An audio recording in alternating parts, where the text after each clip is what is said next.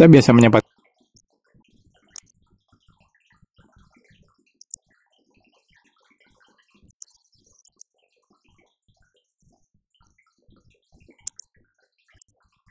Halo teman-teman, selamat datang di kelas belajar basis data, di mana di sini kita akan bahas tuntas ya tentang basis data dan cara memodelkan basis data. Oke, sebelum kita mulai, kita akan kenalan dulu ya. Jadi nama saya adalah Eko Kurniawan. Saat ini saya kerja sebagai technical architect di salah satu e-commerce terbesar di Indonesia. Saya sendiri sudah kerja lebih dari 12 tahun, dan biasanya di sela-sela kesibukan saya bekerja, saya biasa menyempatkan diri berbagi konten soal programming ya di website Programmer Zaman Now atau di YouTube channel Programmer Zaman Now. Oke, kalau teman-teman ingin diskusi langsung dengan saya, teman-teman juga bisa kontak saya lewat Facebook, konsultasi ya. Agendanya apa sih? Jadi agendanya di sini kita akan bahas tuntas tentang basis data ya. Dari mulai kita akan kenalan dengan basis data itu apa, nanti kita bahas tentang sistem basis data relasional, model data relasional. Kita juga nanti akan belajar tentang normalisasi data, denormalisasi data, dan juga akan bahas tentang aplikasi sistem basis data. Jadi agendanya lumayan banyak ya untuk materi basis data ini. Oke, nggak usah berlama-lama, kita akan langsung masuk ke materi. I knew I was underwater. I just didn't realize I was this underwater.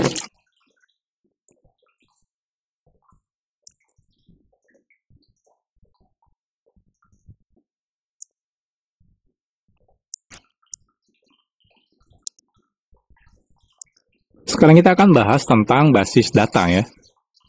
Basis data atau mungkin teman-teman lebih kenal dengan istilah database ya. Jadi ini sebenarnya hal yang sama. Jadi database itu bahasa Indonesianya adalah basis data. Itu bisa diibaratkan seperti lemari arsip sebenarnya ya. Jadi ada lemari arsip. Nah, seandainya kita bertugas mengelolanya, tentu kita akan merapikan data arsip di lemari tersebut gitu ya. Dari mungkin teman-teman kalau misalnya diminta untuk mengelola data arsipnya gitu ya, di lemari arsip tersebut, mungkin kita akan mencoba memberi tanda gitu ya di arsip-arsipnya, atau bahkan mungkin mengelompokkan arsipnya sesuai dengan jenis arsipnya gitu ya, dan masih banyak yang lainnya. Nah pertanyaannya tujuannya apa sih gitu ya? Kita melakukan pengelompokan gitu ya, memberi tanda dan lain-lain gitu ya. Ya tujuannya sederhana sebenarnya ya, agar ketika nanti kita ingin mencari data arsipnya, kita bisa dengan mudah mencarinya gitu ya. Kenapa? Karena kita sudah mengatur tata letak arsip tersebut di lemari gitu ya. Jadi dengan kita memanage ya penyimpanan arsipnya, harapannya adalah suatu saat kita butuh gitu ya, kita akan dengan mudah mendapatkan data arsipnya. Apalagi kalau lemari arsipnya sudah lumayan banyak ya data arsipnya. Oke, jadi kalau diibaratkan seperti ini, kalau ini adalah lemari arsip gitu ya, mungkin kita akan mengelompokkan untuk rak pertama itu isinya adalah arsip-arsip data pegawai misalnya. Dan lemari kedua gitu ya, laci kedua misalnya, ini isinya adalah data-data arsip pelanggan, misalnya seperti itu. Lalu, laci ketiga misalnya, ini datanya adalah data-data penjualan, misalnya, dan seterusnya. Jadi biasanya kita akan mengelompokkan ya. Jadi kelompok-kelompoknya biasanya kita bedakan. Lalu mungkin ada rentetan waktunya dikelompokkan gitu ya. Ada bulan pertama disimpan di kumpulan sini, bulan kedua di kumpulan sini, dan seterusnya. Harapannya apa? Ya harapannya ketika nanti kita butuh datanya, yaitu kita bisa ambil dengan mudah. Ya. Oke, itu adalah analoginya ya. Jadi basis data itu seperti lemari arsip. Sekarang kita balik lagi. Jadi apa itu basis data? Jadi basis data itu terdiri dari dua kata. Yang pertama basis dan juga data. Basis bisa diartikan tempat atau gudang atau tempat menyimpan, gitu ya. Sedangkan data itu adalah representasi fakta dari dunia nyata, gitu ya. Banyak orang yang bingung tentang data. Data itu apa gitu? Data itu ya data gitu ya. Nah, data itu adalah sebenarnya representasi fakta dari dunia nyata.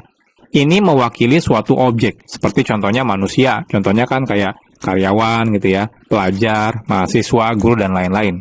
Nah, itu kan sebenarnya sebuah fakta gitu ya. Ada data karyawan, pelajar, mahasiswa, guru dan lain-lain. Atau mungkin seperti barang gitu ya, atau hewan, atau bahkan bisa aja peristiwa. Maksudnya peristiwa contohnya apa? Ya seperti misalnya fakta data penjualan misalnya seperti itu gitu ya. Itu kan sebenarnya peristiwa gitu ya, penjualan. Nah, jadi itu juga termasuk data ya, dan masih banyak yang lainnya. Nah, data biasanya disimpan dalam bentuk angka, huruf, simbol, teks, bahkan mungkin gambar atau mungkin video gitu ya. Jadi Hal-hal seperti contohnya kalau kita ada data penjualan gitu ya kan, pasti isinya ya berupa angka gitu ya, huruf dan lain-lain. Atau kita mungkin misalnya berupa data galeri gitu ya isinya adalah gambar. Atau misalnya data film gitu ya isinya adalah film. Jadi seperti itu. Nah, basis data biasanya disimpan di dalam media penyimpanan berbasis disk gitu ya. Ya kan kita sekarang bahasnya bukan basis data yang manual ya, yang seperti arsip. Kita basis datanya adalah di komputer. Jadi biasanya basis data itu medianya disimpan di dalam disk. Contohnya mungkin hard disk atau flash disk gitu ya. Atau zaman dulu mungkin ada floppy disk gitu ya. Atau masih bakar di dalam media CD misalnya seperti itu. Kalau sekarang mungkin sudah kebanyakan menggunakan hard disk atau juga flash disk. Nah, tapi ingat, tidak semua yang disimpan di disk gitu ya. Atau misalnya di hard disk dan flash disk dan lain-lain, itu bisa dibilang basis data. Kenapa? Karena tujuan utamanya dalam basis data adalah pengaturan, pemilihan, pengelompokan, dan juga pengorganisasian data yang baik. Ya. Jadi kalau misalnya kita ya istilahnya acak-acakan gitu ya menyimpannya, ya itu nggak bisa dibilang basis data gitu ya. Adalah oke. Kalau diibaratkan di dalam ini ya diagram mungkin seperti ini gitu ya. Jadi ini disk kita misalnya ya, entah itu hard disk atau misalnya flash disk dan lain-lain gitu ya. Nah, biasanya mungkin kita akan bikin seperti, oh ini adalah folder pegawai, isinya adalah data pegawai, misalnya seperti itu. Oh ini adalah folder pelanggan, nah ini adalah isinya data-data pelanggan misalnya. Dan data-data penjualan, pembelian, dan lain-lain.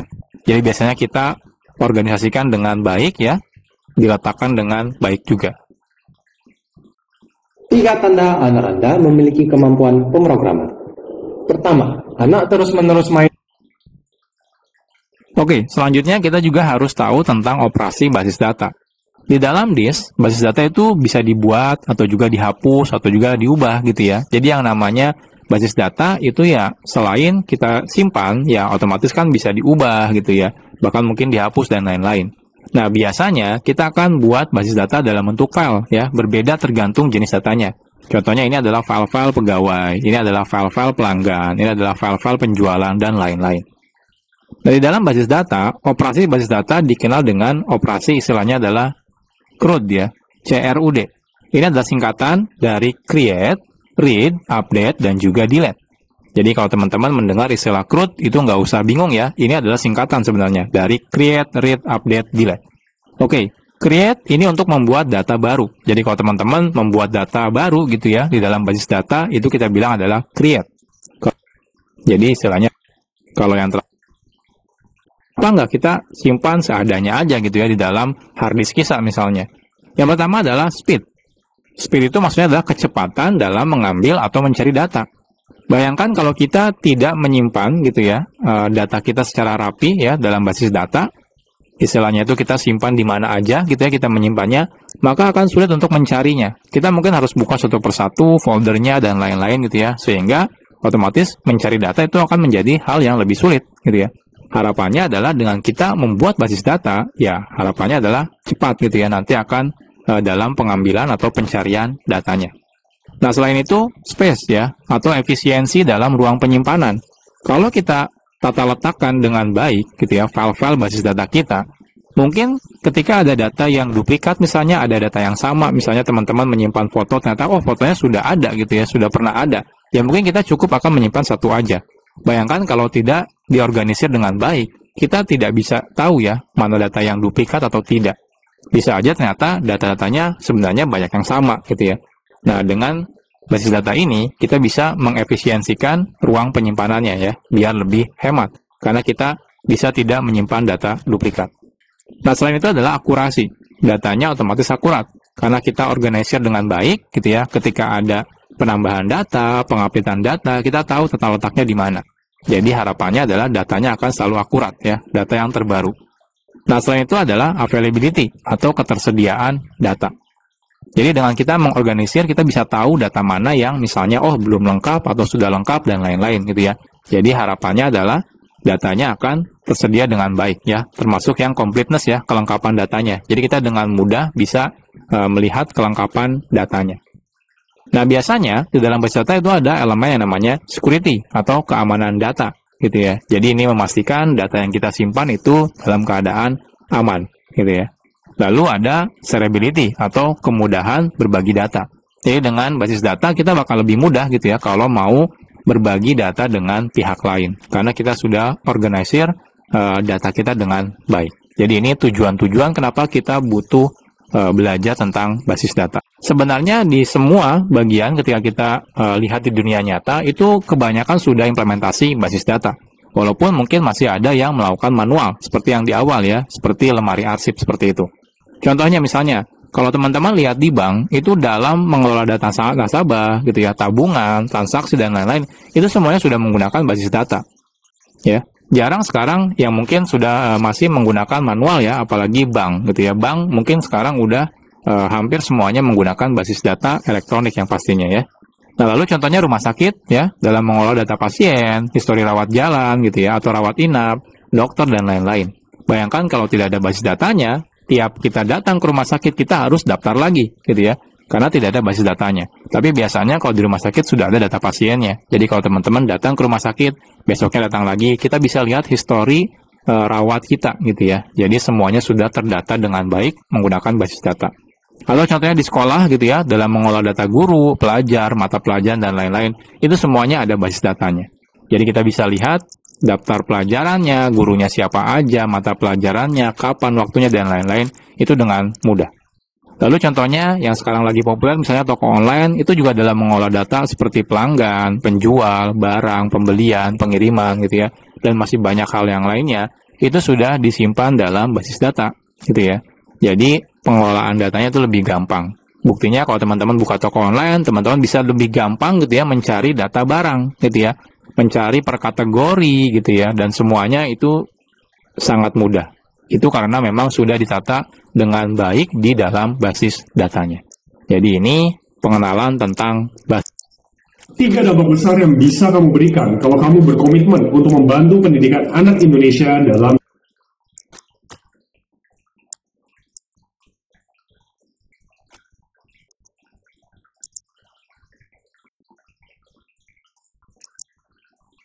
Tentang sistem basis data. Basis data atau database perlu ada yang melakukan pengolahan datanya, gitu ya. Kalau misalnya kita simpan di dalam folder secara manual, mungkin itu pengelolanya adalah kita, gitu ya, jadi manual. Nah, tapi sistem basis data yang kita bahas sekarang, itu pastinya adalah ada aplikasi yang melakukan pengolahan datanya. Jadi semuanya dilakukan atau diolah secara otomatis ya oleh si aplikasinya. Jadi kita nanti hanya perlu memerintahkan si aplikasinya. Nah, pengelola basis data itu adalah sebuah program atau aplikasi ya, atau istilahnya itu adalah software atau juga perangkat lunak. Nah, gabungan aplikasi pengelola basis data gitu ya, kita sebut namanya adalah sistem basis data, atau lebih populer dinamakan database management system. Jadi kalau basis data itu adalah datanya gitu ya, kalau misalnya database management system itu adalah aplikasi atau sistem yang mengelola si database. Oke, jadi kurang lebih seperti ini sebenarnya ya. Jadi saat kita membuat basis data gitu ya, sebenarnya ada sistem basis data yang mengelolanya. Ada banyak sekali ya aplikasi sistem basis data. Contoh yang paling sederhana misalnya, yang teman-teman mungkin sudah familiar ya, contohnya adalah Microsoft Excel gitu ya. Itu adalah salah satu aplikasi pengelola basis data misalnya gitu ya. Microsoft Excel mengelola data ya dalam bentuk tabel ya, di mana ketika kita simpan basis datanya, dia akan disimpan di dalam sebuah file. Nah, jadi file-file Excel itu kita bilang namanya adalah basis data. Sedangkan gitu ya, aplikasi Excel-nya kita bilang adalah sistem basis data. Oke, kita bahas tentang komponen atau sistem basis data ya. Jadi komponen-komponen apa aja yang ada di sistem basis data. Nah, yang pertama pasti ada yang namanya hardware atau perangkat keras. Seperti contohnya komputer, laptop, server, dan lain-lain gitu ya. Karena ya kalau tidak ada perangkat keras, ya kita tidak mungkin gitu ya bisa menjalankan aplikasi sistem basis datanya. Nah, selain itu ada juga sistem operasinya. Contohnya misalnya kalau teman-teman menggunakan Windows atau macOS atau Linux dan lain-lain. Kenapa? Karena aplikasinya pasti perlu jalan di sistem operasi. Nah, lalu kita perlu aplikasi basis datanya ya, atau database management system. Contohnya, kalau misalnya di dalam ini ya, kalau misalnya kita sebagai yang ingin menjadi misalnya programmer, itu mungkin basis datanya, sistemnya seperti contohnya MySQL. PostgreSQL, SQL Server, dan lain-lain. Atau kalau misalnya targetnya adalah bukan programmer, misalnya kayak pengguna biasa gitu ya, end user, nah itu mungkin seperti Microsoft Excel gitu ya, Microsoft Access gitu ya, atau Google Docs, dan lain-lain. Nah selanjutnya, di dalam komponen sistem basis data itu sudah pasti ada usernya. User itu adalah penggunanya, pengguna basis datanya. Contohnya misalnya ya programmer gitu ya, atau database administrator, atau mungkin end usernya, dan lain-lain. Nah, tapi biasanya ketika kita membuat sistem basis data atau menggunakan sistem basis data, itu biasanya kita bisa gunakan aplikasi lain untuk menggunakan atau mengelola database melalui sistem basis data. Contohnya kalau kita sebagai programmer, biasanya kita akan membuat aplikasi ya yang menggunakan basis data. Contohnya aplikasi web, desktop, dan lain-lain.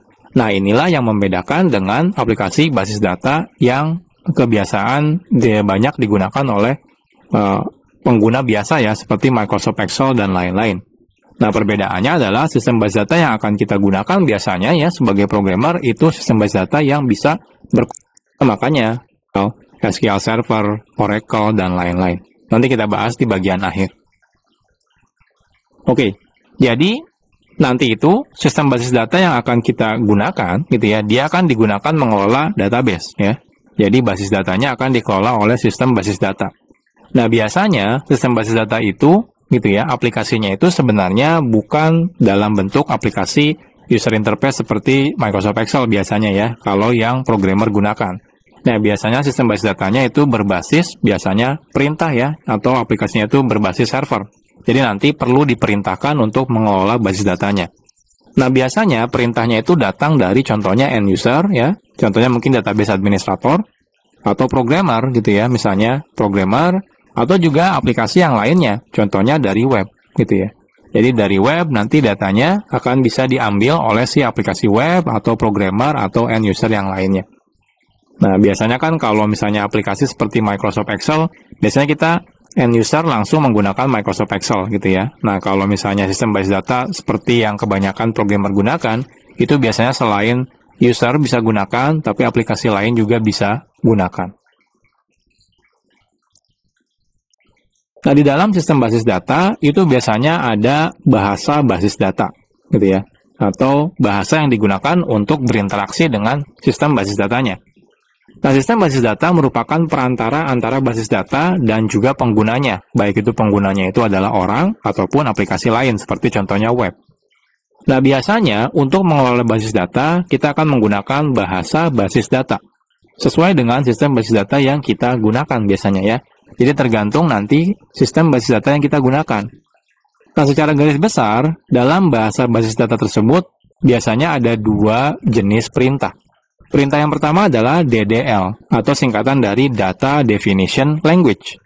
Dan yang kedua adalah DML, ya, atau Data Manipulation Language. Nah, pertanyaannya apa nih? DDL itu apa? DML itu apa? Yuk kita bahas. Kita bahas dulu dengan DDL ya, atau Data Definition Language. Jadi DDL itu merupakan perintah-perintah dalam bahasa basis data untuk membuat struktur bentuk dari basis data yang akan kita buat.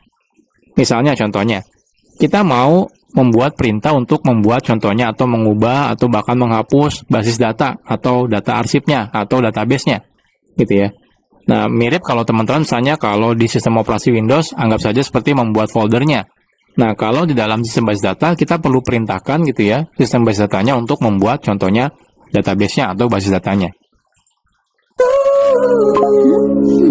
Duh, lepek. Nih, ikat aja. Benar, kan ada Rejoice 3-in-1. Bikin rambutku ternutrisi, harum, dan lembut. Rambut lembut gak pakai lepek. Rejoice 3-in-1. Gary 50% ekstra. Paling panjang, paling tebal, pasti kenyang. Lapar, waktunya Gary. Lalu setelah itu, kita akan perintahkan juga misalnya untuk membuat filenya.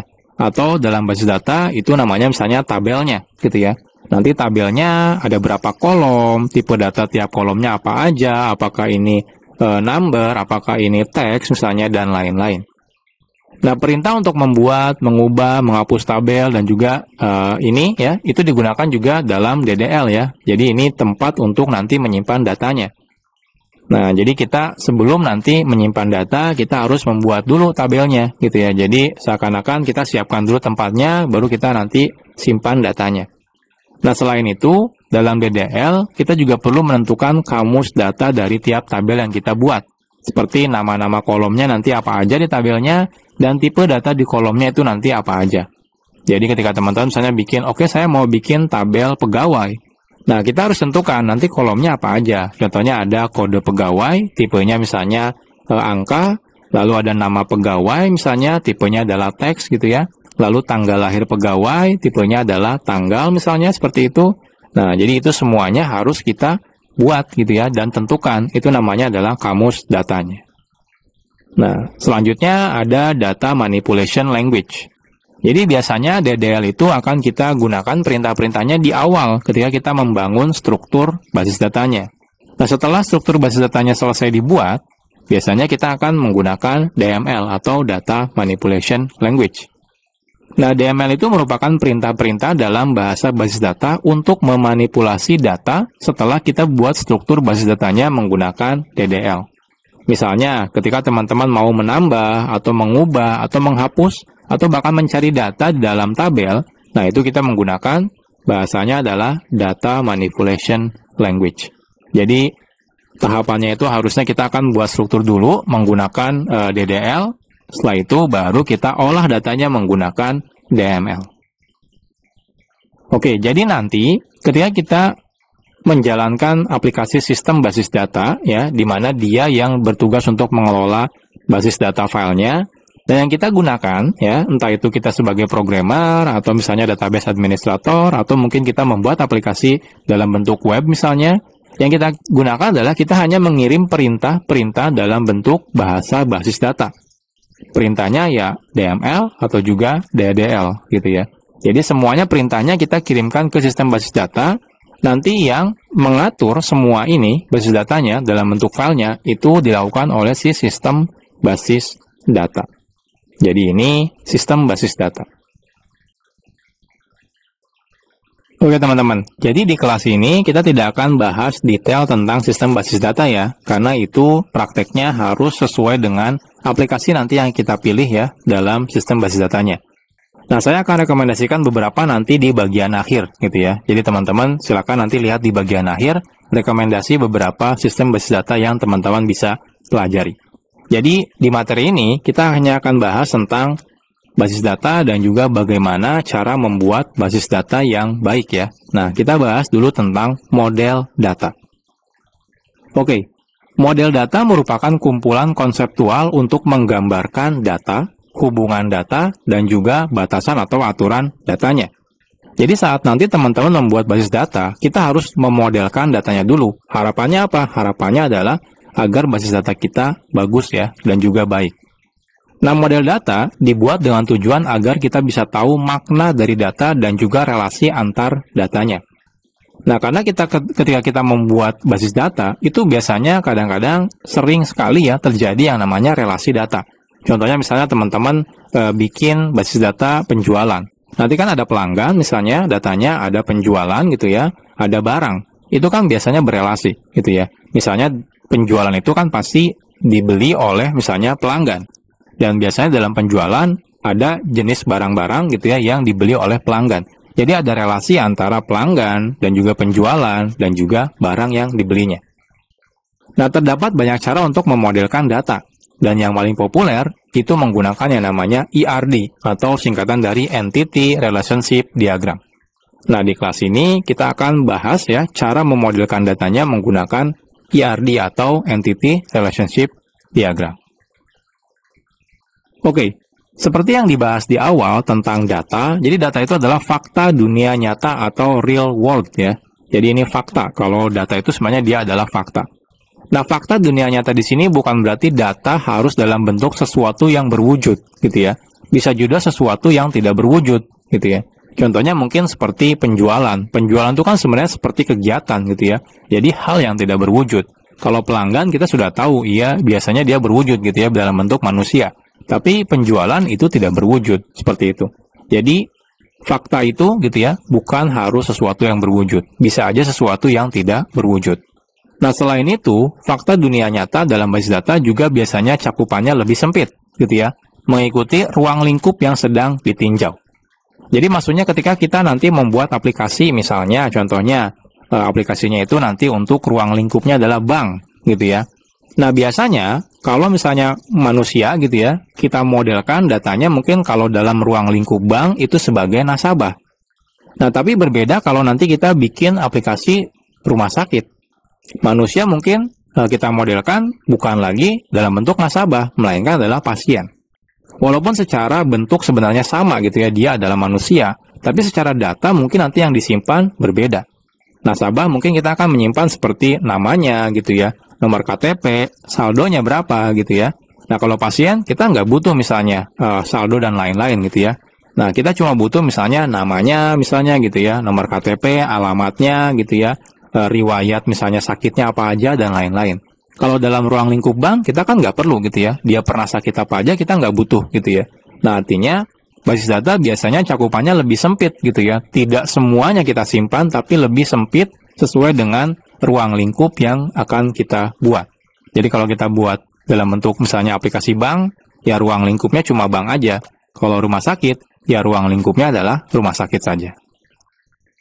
Garnier Micellar Water, angkat tuntas makeup dan sisa sunscreen yang tertinggal tanpa ada sisa. Sekali coba nggak pernah skip.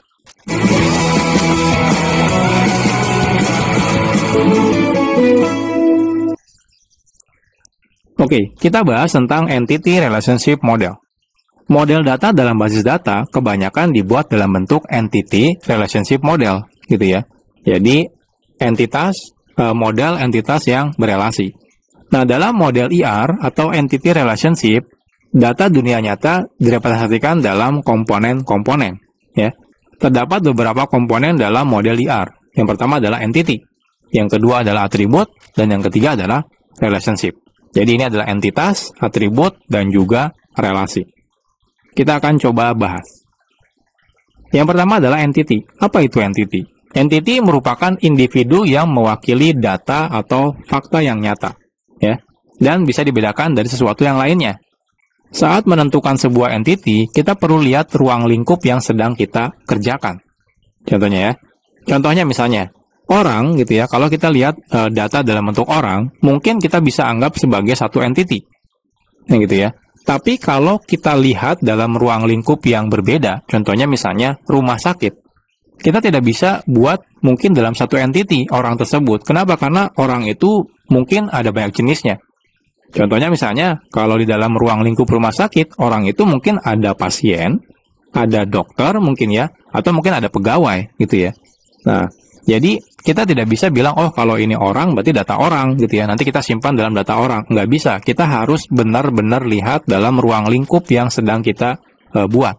Kalau kita buat dalam ruang lingkup mungkin misalnya bank, mungkin orang itu bentuknya, datanya atau entity-nya itu bentuknya nggak cuma orang gitu ya. Bisa aja mungkin nasabah gitu ya, atau pegawai gitu ya, atau customer service dan lain-lain. Jadi bentukannya bisa berbeda-beda gitu ya. Jadi untuk menentukan data entity gitu ya, kita harus lihat ruang lingkupnya. Ingat juga ya, entity tidak hanya sesuatu yang berwujud gitu ya. Bisa juga yang tidak berwujud. Contohnya kalau misalnya di dalam ruang lingkup rumah sakit, bisa aja misalnya entity itu contohnya misalnya ininya gitu ya, penyakit misalnya seperti itu gitu ya, atau dalam ruang lingkup bank misalnya kayak rekening seperti itu juga kita bilang namanya adalah entity. Oke, selanjutnya adalah atribut. Setiap entity itu pasti memiliki yang namanya atribut. Atribut ini adalah yang mendeskripsikan karakteristik dari entity tersebut. Nah, penentuan atribut dalam entity biasanya berdasarkan fakta yang ada dan yang memang dibutuhkan dalam ruang lingkupnya saja. Jadi tidak semua atribut itu kita simpan gitu ya. Biasanya tergantung ruang lingkup yang mau kita buat basis datanya. Contohnya misalnya, kalau kita bikin basis data rumah sakit misalnya, lalu kita tentukan bahwa entity-nya adalah pasien contohnya ya. Kita bisa menambahkan atribut seperti contohnya nomor pasien gitu ya, nama pasien, alamat pasien, dan lain-lain. Intinya adalah yang memang dibutuhkan dalam ruang lingkup rumah sakit. Kita tidak butuh contohnya misalnya saldo pasien berapa gitu ya. Misalnya setelah itu misalnya adik kandungnya siapa misalnya, dan lain-lain. Kenapa? Karena itu bukan ruang lingkup dari rumah sakit. Tapi sebenarnya itu datanya ada gitu ya, tapi kita tidak butuh. Jadi yang kita simpan memang harus sesuai dengan ruang lingkupnya. Nah, dan fakta yang tidak masuk dalam ruang lingkup mungkin tidak perlu kita jadikan atribut gitu ya. Contohnya misalnya kayak hobi pasien juga kita mungkin nggak perlu gitu ya kalau dalam ruang lingkup rumah sakit. Harta misalnya, total harta pasien itu juga tidak perlu. Kecuali misalnya kita bikin aplikasi misalnya aplikasi pajak gitu ya. Ya mungkin harta pasien perlu gitu ya, tapi kalau rumah sakit ya tidak perlu. Nah, di dalam atribut biasanya terdapat atribut kunci. Atribut kunci itu yang digunakan sebagai kunci representasi dari entiti tersebut. Contohnya misalnya nomor pasien, atau kalau dalam kependudukan misalnya nomor KTP misalnya. Intinya apa? Intinya adalah atribut kunci itu adalah atribut yang bisa merepresentasikan data si entitinya. Jadi dengan cukup satu atribut itu kita sudah tahu kalau ini data entiti A misalnya, seperti itu. Jadi contohnya mungkin nomor pasien kalau di sistem rumah sakit. Jadi ini adalah atribut. Oke. Selanjutnya, itu yang terakhir adalah relationship. Relationship merupakan hubungan antar entiti atau entitas. Jadi ini relasi antar entitas. Nah, detail tentang relationship nanti kita akan bahas ya di materi yang namanya model data relationship. Nah, sekarang kita fokusnya ke model data sederhana. Nah, contohnya misalnya kalau relationship itu contohnya ruang lingkupnya rumah sakit misalnya ya. Jadi hubungan antara dokter dan juga pasien, misalnya merawat, gitu ya. Jadi dokter merawat pasien. Nah, itu dibilang adalah relationship atau relasi, seperti itu, gitu ya. Atau misalnya pasien membeli obat, gitu ya. Nah, membeli itu adalah sebuah relasi. Jadi ada entitas obat, ada entitas pasien membeli obat, gitu ya. Nah, itu kita bilang adalah relasi. Jadi hubungan-hubungan seperti itu namanya adalah relasi. Contohnya misalnya kalau dalam penjualan, misalnya kan tadi ya, kita di awal pernah bahas tentang ada entitas misalnya barang, ada entitas misalnya pelanggan. Pelanggan membeli barang, berarti membeli itu adalah sebuah relasi. Jadi yang data penjualan itu sebenarnya adalah relasi ya, antara pelanggan dengan barang. Nah, jadi itu adalah relationship. Oke. Nah, jadi kita sudah tahu ya, ER model ya, atau entity relationship model. Nah, sekarang pertanyaannya, kalau misalnya kita buat ER itu, apakah bentuknya cuma tulisan atau seperti apa gitu ya? Nah, sebenarnya ada yang namanya entity relationship diagram. Jadi setelah nanti kita menentukan entity gitu ya, jadi saat kita membuat sistem rumah sakit, kita harus tentukan entitinya apa aja, lalu setelah itu atributnya apa aja di tiap entitinya, lalu relationship-nya apa aja. Nah, selanjutnya setelah kita tentukan semuanya, kita akan buat biasanya dalam bentuk diagram. Kenapa dalam bentuk diagram? Agar mudah ya untuk dimengerti oleh semua pihak. Jadi ERD atau Entity Relationship Diagram itu sangatlah sederhana sebenarnya ya. Jadi teman-teman nanti ketika buat pun harusnya sederhana. Kita bisa representasikan tiap entity, atribut, relationship, dan juga hubungannya atau istilahnya adalah link dengan gambar seperti yang nanti kita lihat di selanjutnya. Oke, jadi ini. Jadi untuk nanti kita misalnya kalau sudah menentukan entity, kita akan buat entitinya dalam bentuk kotak seperti ini. Ya, nah jadi ini nanti kita sebutkan misalnya, oh nanti ada kotak atau entiti pasien, ada kotak atau entiti dokter, obat dan lain-lain. Lalu untuk atribut biasanya kita akan gunakan oval seperti ini, gitu ya. Lalu untuk relationship kita akan gunakan tanda seperti ini, ya. Nah lalu yang link itu seperti ini, ya, atau hubungan ya. Jadi entity misalnya punya atribut, jadi tinggal entity bikin link seperti ini. Nah, jadi ini simbol-simbol atau diagram-diagramnya gitu ya. Jadi sebenarnya nanti akan sangat mudah. Oke, next-nya kita akan coba buat gitu ya. Praktek ya, membuat ERD ya, seperti apa. Saat kurang darah, bikin kita nggak maksimal. Lelah, pusing, pucat. Sangobion, multivitamin dan mineral dengan zat besi pembentuk sel darah merah. Tanpa gejala kurang darah, kita bisa jadi yang terbaik. Win more projects and get paid faster with KuHome software. Just import your client space with scanned floor plan, and by just one click. Oke, biar lebih lancar ya, kita akan coba studi kasus tahapan pembuatan ERD ya, atau Entity Relationship Diagram. Oke, kita akan buat contoh kasus ya, ruang lingkupnya adalah toko online. Jadi kita akan coba membuat misalnya ruang lingkupnya adalah toko online. Oke, pertama kita perlu tentukan dulu entity-nya apa aja. Nah, sebenarnya untuk menentukan entity nanti tergantung aplikasi atau misalnya ruang lingkup yang mau kita buat gitu ya. Toko online pun mungkin tiap orang gitu ya beda-beda toko online-nya bentuknya seperti apa gitu ya. Jadi nanti ruang lingkupnya menyesuaikan.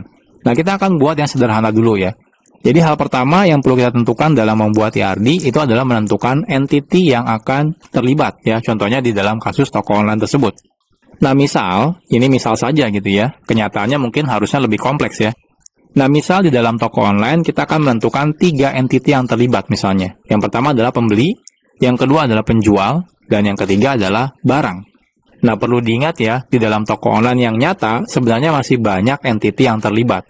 Nah, tapi kita sekarang perkecil ya, skopnya, itu cuma 3, yaitu adalah pembeli, penjual, dan juga barang.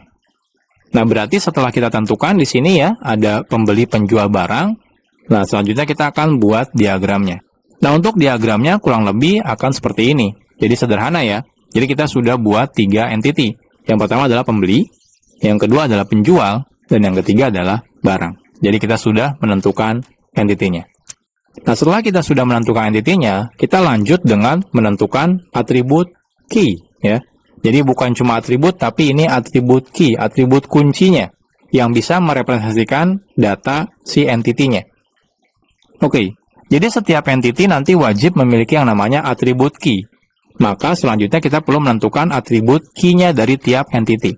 Jadi ini adalah atribut yang bisa merepresentasikan data dari si entitasnya. Kita misalkan aja gitu ya. Di dalam entity pelanggan misalnya atribut key-nya adalah email misalnya ya. Jadi email si pelanggannya. Jadi dengan kita menggunakan email pelanggan kita bisa tahu pelanggan ini siapa misalnya ya. Nah, pembeli juga misalnya sama. Oh, ini salah ya. Harusnya bukan pembeli tapi penjual ya. Di sini pembeli harusnya dan penjual gitu ya. Nanti kita tapi ini atribut key-nya adalah email ya. Jadi dua-duanya email. Oke. Nah, selanjutnya adalah yang ketiga adalah barang. Barang itu atribut key-nya apa? Misalnya di sini adalah SKU ya. Jadi di tiap barang kalau teman-teman ingin tahu itu biasanya ada SKU ya, seperti nomor barangnya gitu ya. Nah, kita akan bilang nanti atribut key-nya adalah SKU. Karena dari SKU itu kita bisa tahu barangnya ini barang apa gitu ya. Nah, jadi kita perlu tentukan atribut key-nya.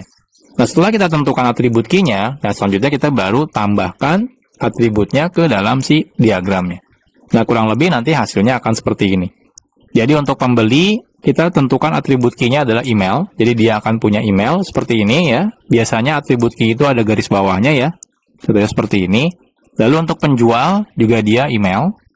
Lalu untuk barang itu adalah SKU. Jadi kita sudah tentukan atribut key dari 3 entitas ini. Nah, selanjutnya, setelah kita tentukan atribut key-nya, kita lanjut dengan menentukan atribut lainnya ya. Jadi setelah menentukan atribut key, selanjutnya kita bisa lanjutkan dengan menentukan atribut dari tiap entity yang masuk ke ruang lingkup yang akan kita buat. Ingat ya, harus yang masuk ke ruang lingkup yang akan kita buat. Jadi kalau tidak masuk ruang lingkup, kita tidak perlu tambahkan. Ya. Nah, kita akan coba nih. Contohnya misalnya ya, di dalam pembeli misalnya, kita mau cukup menambahkan nama dan juga alamat misalnya ya. Dan untuk penjual misalnya cukup namanya saja. Nah, untuk barang, kita cukup nama dan juga harganya, misalnya seperti itu. Jadi hal-hal lain yang berhubungan dengan pembeli misalnya gitu ya, saldo pembeli misalnya, hobi pembeli dan lainnya itu kita tidak perlu masukkan misalnya ya, karena kita tidak butuh data tersebut di dalam ruang lingkup toko online kita, termasuk penjual gitu ya. Penjualnya misalnya dari negara mana gitu ya, atau alamatnya di mana gitu ya misalnya ya, atau hobinya apa misalnya kita tidak butuh, karena kita contohnya ruang lingkupnya hanya seperti ini. Nah, jadi setelah kita tentukan atribut key-nya, kita tentukan atribut-atribut yang lainnya. Nah, selanjutnya apa? Selanjutnya setelah kita tadi buat, jadi kita sudah selesai ya membuat diagram model datanya. Selanjutnya kita perlu menentukan relationship antar entity-nya. Nah, ini kita akan bahas di materi sendiri ya, setelah teman-teman nanti belajar tentang model data relationship. Tapi sekarang karena kita belum ya, Jadi kita stop di sini dulu, nanti kita bahas di materi-materi selanjutnya untuk relationship-nya. Masih rontok, gimana dong? Pakai Pantene baru, formula dengan mikroprovitamin yang meresap, rambut lebih kuat dari dalam, hingga 10 kali lebih kuat lawan rontok. Pantene baru. Beli kuota utama Akses, bonus unlimited YouTube Shorts di Aksesnet.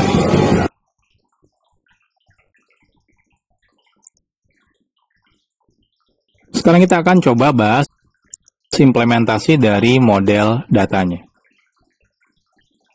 Implementasi model data merupakan tahapan untuk membuat basis data secara fisiknya ya, secara aslinya ya, yang nanti ditempatkan di dalam disk dengan bantuan sistem basis data. Jadi setelah kita selesai membuat IRD, kita bisa mulai membuat implementasi dari basis datanya, gitu ya. Jadi ketika teman-teman nanti selesai membuat entity-nya, entity relationship diagramnya, selanjutnya dari diagram IRD tersebut otomatis kita akan implementasikan di sistem basis data ya. Jadi implementasi secara nyatanya di sistem basis datanya. Nah, ini adalah tahapannya ya setelah tadi sebelumnya kita membuat model datanya. Oke, kita akan bahas implementasi secara umum. Jadi secara umum, entity yang kita buat dalam IRD itu nanti akan menjadi tabel ya, sebuah tabel di dalam basis data. Dan atribut nanti yang kita buat di dalam IRD ya, di dalam entity-nya, itu akan menjadi kolom di tabel di dalam sistem basis datanya. Jadi yang tadi kita tentukan entity-entity-nya gitu ya, dari mulai pembeli, penjual, dan juga barang, itu nanti akan menjadi tabel. Artinya akan ada tabel pembeli, penjual, dan juga ada tabel barang. Dan setiap atribut yang kita tentukan tadi, itu akan menjadi kolom-kolom di tabelnya. Oke. Jadi kurang lebih untuk implementasi entity pelanggan misalnya gitu ya. Jadi sebelumnya kan kita punya entity pembeli ya. Lalu di sini ada email, ada nama dan juga ada alamat. Nah, ini ketika nanti implementasi nyatanya di dalam basis data itu akan jadi satu buah tabel, contohnya tabel pembeli. Lalu dari tiap atribut di sini itu akan menjadi kolom. Contohnya ada kolom email, kolom nama dan juga kolom alamat. Nah, begitu pula untuk yang entity penjual. Nah, di entity penjual, itu di sini kita ada dua atribut ya. Ada atribut email dan juga ada atribut nama. Artinya apa? Artinya, implementasi nyatanya nanti kita akan buatkan dalam bentuk tabel penjual, dan dia ada kolom email dan juga ada kolom nama. Nah, selanjutnya, implementasi entity barang. Di sini kita punya entity barang, dia ada 3 atribut, SKU, nama, dan juga harga. Nanti juga sama akan dibuat dalam bentuk tabel barang ya. Lalu dia ada kolom SKU, ada kolom nama dan juga ada kolom harga. Jadi sebenarnya cukup sederhana ya. Jadi tiap entity itu akan menjadi tabel dan tiap atribut itu akan menjadi kolom. Nah, selanjutnya di dalam sistem basis data setiap kolom di tabel yang kita buat itu biasanya perlu ditentukan tipe datanya. Nah, penentuan tipe data biasanya mengikuti tipe data yang tersedia di sistem basis data yang kita gunakan. Nah, secara umum, ada beberapa tipe data yang umum biasa digunakan dalam sistem basis data. Misalnya, gitu ya, kita lihat di sini. Contohnya, ini adalah hal yang umum ya. Jadi nanti ketika teman-teman memilih salah satu aplikasi sistem basis data, kemungkinan bisa berbeda tipe datanya. Nah, yang pertama adalah teks contohnya. Nah, ini biasanya ketika teman-teman gunakan untuk kolom yang berisi data karakter. Contohnya misalnya sebelumnya kayak nama, alamat, dan sejenisnya. Atau misalnya number. Ini untuk kolom yang berisikan data angka misalnya. Contohnya misalnya harga, stok, dan lain-lain. Atau ada juga yang namanya date, time, dan juga timestamp. Ini adalah tipe data tanggal, waktu, dan juga gabungan keduanya ya, atau timestamp. Ini adalah kolom yang berisikan data tanggal, waktu, dan juga gabungan tanggal dan waktu. Contohnya misalnya tanggal lahir, waktu pendaftaran, dan lain-lain. Ada juga tipe data yang namanya boolean. Boolean itu adalah kolom yang biasanya berisikan datanya benar atau salah. Contohnya apakah dia sudah menikah atau belum, seperti itu ya. Jadi jawabannya hanya true atau false ya, benar atau salah. Dan sebenarnya masih banyak tipe data lainnya. Nah, untuk detail tipe data tidak akan dibahas di materi ini. Kenapa? Karena sudah sangat spesifik ke aplikasi sistem basis data yang kita gunakan. Nanti di akhir materi ini saya rekomendasikan beberapa materi yang perlu teman-teman pelajari ya. Jadi untuk detail tipe data, kamus data, dan lain-lain itu tidak akan dibahas di sini. Tapi lebih dibahas di implementasi dari sistem basis datanya.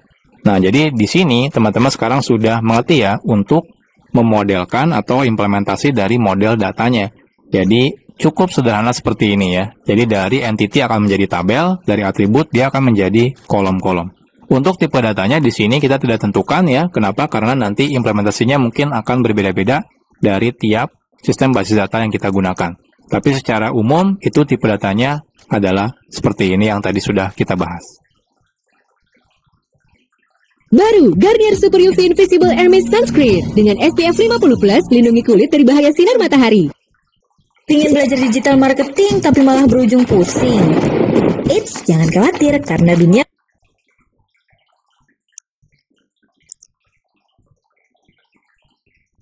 Sekarang kita bahas tentang model data relasional ya. Jadi ini adalah lanjutan dari model data sebelumnya. Seperti yang di materi sebelumnya dibahas, bahwa dalam model ER atau Entity Relationship, selain ada entity dan juga atribut, terdapat juga komponen yang namanya relationship. Nah, relationship itu menunjukkan hubungan antar entity dengan entity yang lainnya. Nah, misal hubungan antara penjual dan juga barang gitu ya. Atau relationship di antara keduanya misalnya mengandung arti bahwa penjual misalnya sedang berjualan atau menjual barang. Atau misalnya penjual dan juga barang gitu ya. Atau relationship di antara keduanya misalnya mengandung arti bahwa penjual misalnya sedang berjualan atau menjual barang. Atau misalnya pembeli dengan barang. Itu mungkin dari pembeli melakukan pembelian barang, seperti itu. Jadi relasi-relasi seperti itu kita bilang namanya adalah relationship. Nah, ketika kita bahas relationship, itu kita perlu tahu yang namanya kardinalitas atau derajat relasi. Kardinalitas relasi itu menunjukkan tentang jumlah entity yang dapat berelasi dengan entity lainnya. Contoh misalnya, pada kasus toko online, entity penjual bisa berelasi dengan satu entity barang. Atau pastinya lebih kan? Kan kita nggak mungkin ya penjual itu bisa hanya menjual satu barang, biasanya lebih, gitu ya. Nah, artinya, di sini kita perlu tahu derajat relasinya. Jadi, satu penjual misalnya bisa menjual lebih dari satu barang. Termasuk misalnya pembeli. Pembeli artinya kan bisa juga menjual lebih dari satu barang. Membeli ya maksudnya. Pembeli kan bisa saja membeli lebih dari satu barang. Jadi, hal-hal tersebut kita bilang namanya adalah kardinalitas atau derajat relasi. Oke, ada banyak sekali ya derajat relasi, kita akan bahas satu persatu. Dari mulai yang pertama itu adalah one to one, satu ke satu. Jadi ini adalah derajat relasi satu ke satu. One to one itu artinya hubungan antara entity A, misalnya gitu ya, hanya bisa berhubungan dengan entity B dengan maksimal hanya satu entity saja. Jadi tidak bisa tuh melakukan relasi lebih dari satu data. Jadi satu data di entity A cuma bisa terhubung ke satu data di entity B, seperti itu. Nah, begitu pula sebaliknya, entity B pun hanya bisa berrelasi dengan satu data di entity A-nya. Pada kasus seperti ini otomatis relasinya namanya adalah one to one, ya. Jadi derajat relasinya namanya adalah one to one atau satu ke satu. Satu data di entity A berarti harus dengan satu data di entity B. Oke, jadi kurang lebih bakal seperti ini. Jadi kalau entity A ini, gitu ya, data yang pertamanya misalnya berelasi dengan entity yang di B ini, itu cuma boleh punya satu, ya. Boleh nggak punya relasi? Boleh saja sebenarnya ya. Tapi intinya, kalaupun dia punya relasi, contohnya seperti yang ini cuma boleh ke satu, gitu ya. Jadi tidak boleh ke lebih dari satu. Jadi ini relasinya cuma satu saja seperti ini. Nah, ini namanya adalah one to one. Dari sini pun sama, ke sininya pun cuma boleh satu. Jadi bolak-balik itu harus satu saja. Jadi ini adalah derajat relasi one to one. Nah, selanjutnya ada derajat relasi yang namanya one to many. One to many artinya hubungan antara entity A, misalnya gitu ya, berhubungan dengan banyak entity B. Artinya satu data di entity A itu boleh berelasi ke banyak entity B-nya. Tetapi tidak sebaliknya. Entity B itu berarti hanya bisa berelasi dengan satu entity A. Gitu ya. Jadi makanya namanya adalah one to many. Jadi satu entity A ke banyak entity B, tapi kebalikannya entity B cuma bisa ke satu entity A. Seperti itu. Jadi satu ke banyak. Oke, contohnya misalnya, kita lihat seperti ini diagramnya. Jadi di sini ini entity A-nya, itu relasinya ke B contohnya one to many, gitu ya. Jadi entity A itu boleh punya relasi 2, contohnya ke entity 1 di entity B dan entity 2 di entity B gitu ya. Nah, seperti ini. Nah, tapi kalau teman-teman lihat dari arah sebaliknya, dari entity B, ini ke sini cuma boleh 1. Ini cuma boleh 1 ya relasinya. Ini juga 1, ini juga 1, ini juga 1, ini juga 1.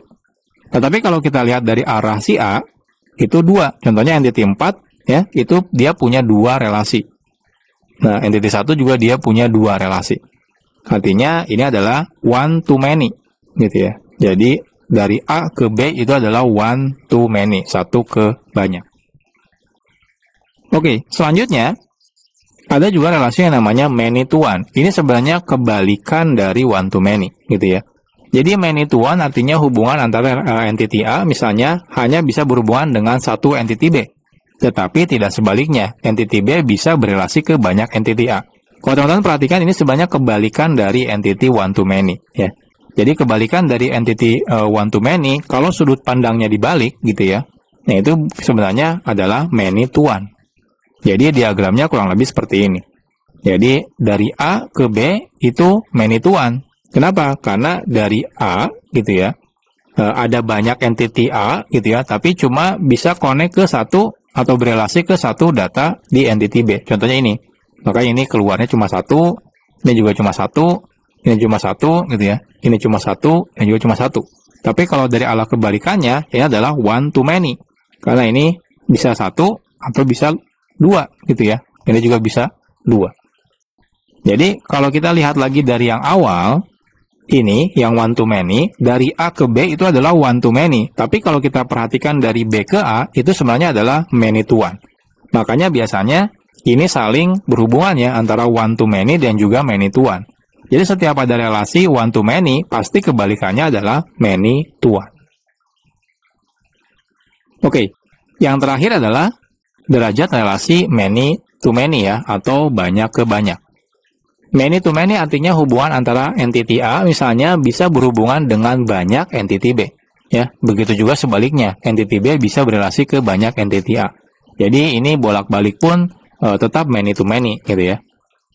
Oke, ini contohnya misalnya kalau kita lihat dari sudut pandang A gitu ya, A itu lihat bisa relasinya kedua gitu ya, contohnya ini 2, yang ini 1, ini juga 2. Kalau kita lihat dari entity B, itu juga dia bisa 2, ini 1, ini juga 2, ini 2, ini 1. Artinya ini adalah many to many. Jadi ini model data relasional. Nah, kalau teman-teman masih bingung, nggak masalah ya. Nanti kita akan coba di studi kasusnya ya, yang kita lanjutkan di toko online sebelumnya. Jadi kita akan tentukan relasinya, nanti kita tentukan juga derajat relasinya akan seperti apa antar entity-nya.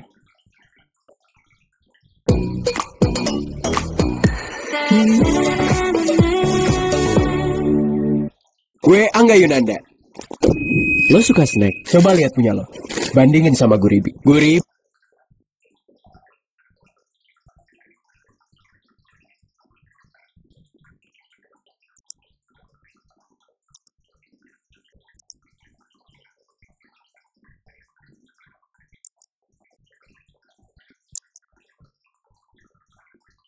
Sekarang kita akan lanjutkan tahapan membuat TRD-nya ya. Kita akan lanjutkan kasus toko online yang sebelumnya ya. Jadi misalnya kita akan membuat ruang lingkupnya adalah toko online. Pada materi sebelumnya kita sudah membuat entity dan juga atributnya. Nah selanjutnya sekarang kita akan coba buat relationship-nya ya untuk ruang lingkup toko online ini. Oke, pertama kita harus tentukan dulu relationship yang mau kita gunakan ya, atau mau kita buat ya dalam ruang lingkup toko online-nya. Nah, setelah kita selesai membuat entity dan juga atributnya, selanjutnya kita perlu tentukan relationship antar entity-nya, atau relasi antar entity-nya. Nah, sama seperti sebelumnya.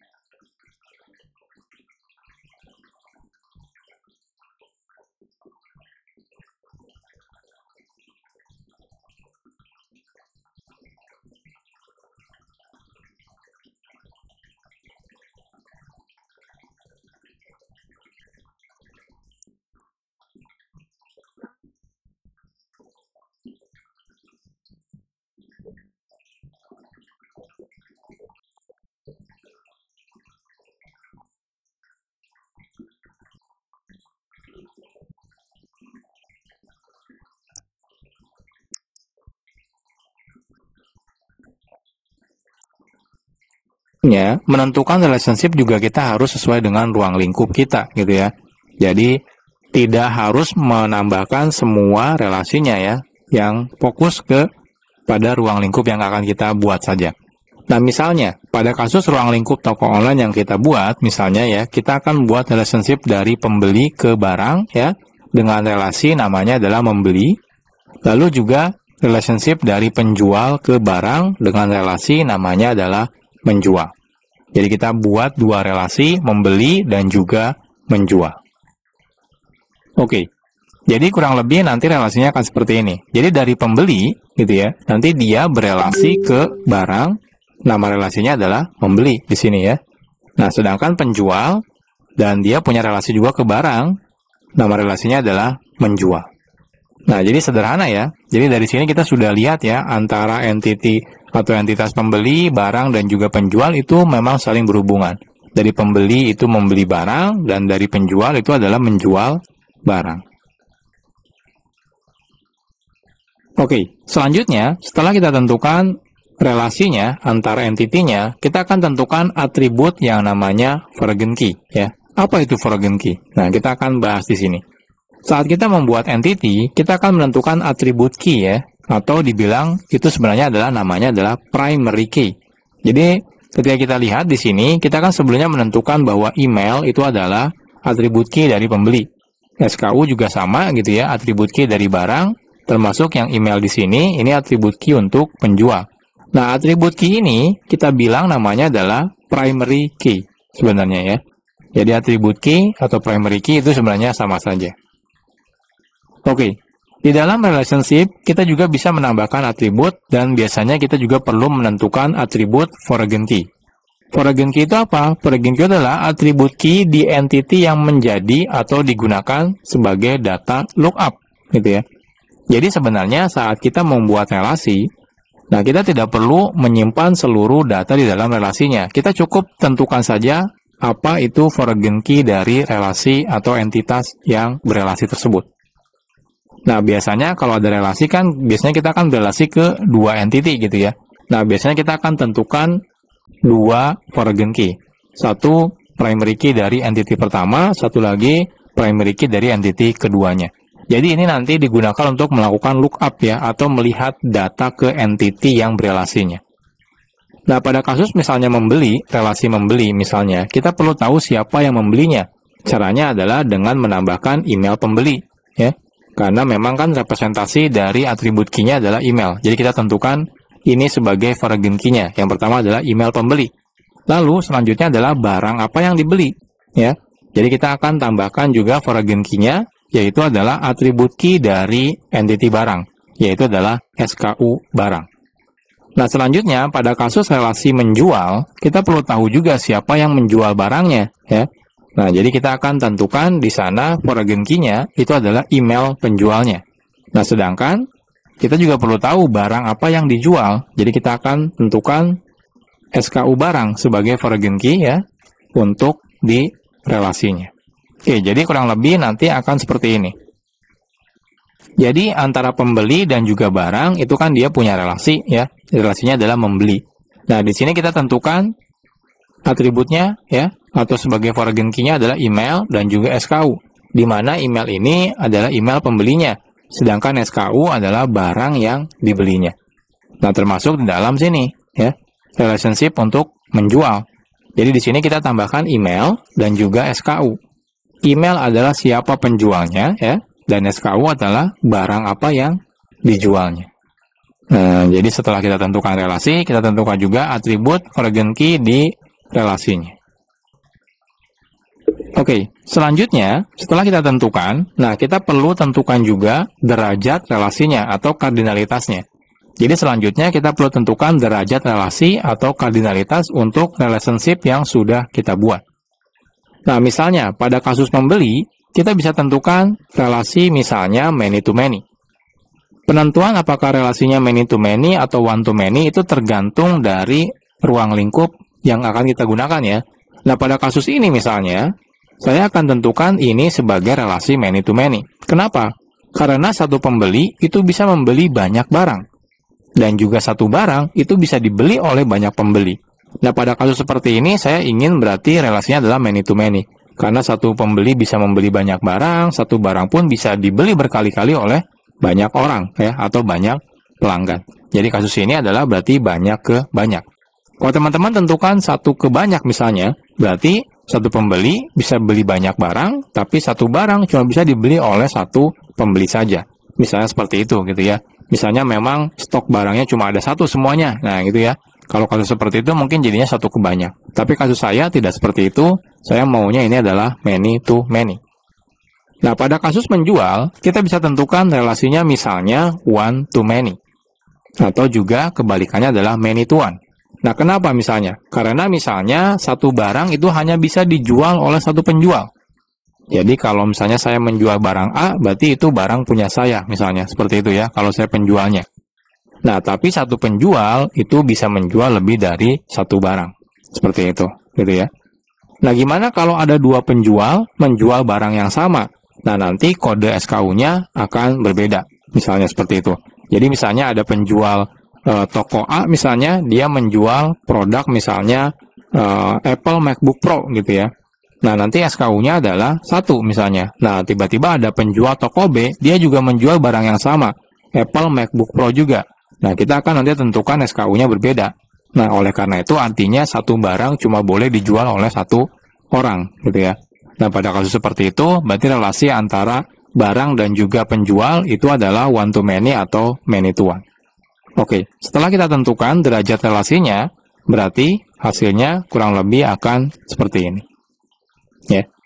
Jadi dari pembeli itu N ke N ya. N itu berarti banyak ya.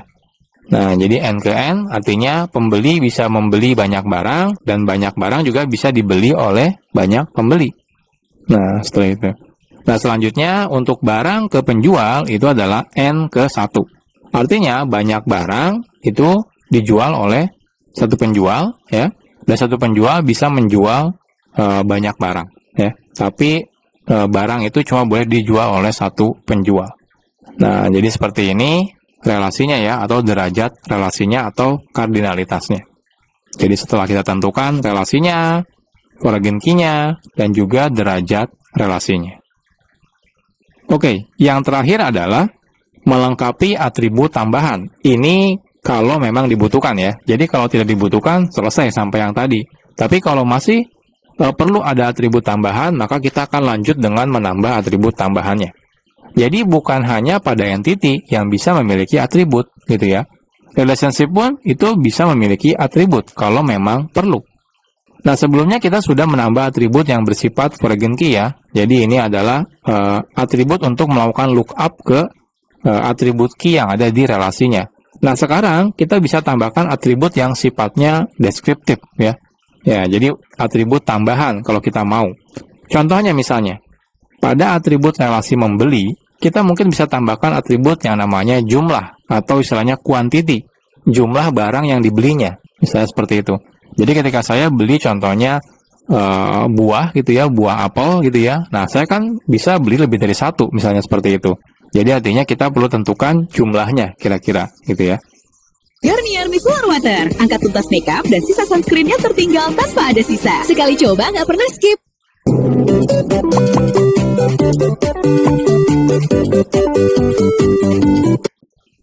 Nah, pada relasi menjual misalnya, kita tidak mau menambahkan atribut deskriptif lainnya. Jadi cukup hanya dengan menggunakan foreign key saja. Nah, pada kasus seperti ini, berarti kita hanya cukup menambahkan atribut jumlah ya pada relasi membeli. Jadi kurang lebih nanti hasilnya akan seperti ini. Jadi pembeli gitu ya, dia membeli barang. Nah, di mana di sini di dalam relasi membeli itu selain ada email dan juga SKU, email pembelinya ya untuk lookup nanti data pembelinya, dan SKU untuk lookup data barangnya, ada juga jumlah ya. Total quantity barang yang dibelinya. Nah, jadi ini adalah atribut tambahannya. Nah, kalau di menjual, ya kebetulan di sini misalnya saya tidak mau menambahkan atribut tambahan. Nah, jadi akhirnya kita sudah selesai ya, membuat implementasi ERD-nya atau Entity Relationship Diagramnya. Sekarang kita bahas implementasi model data relasional ya. Sebelumnya kan kita sudah coba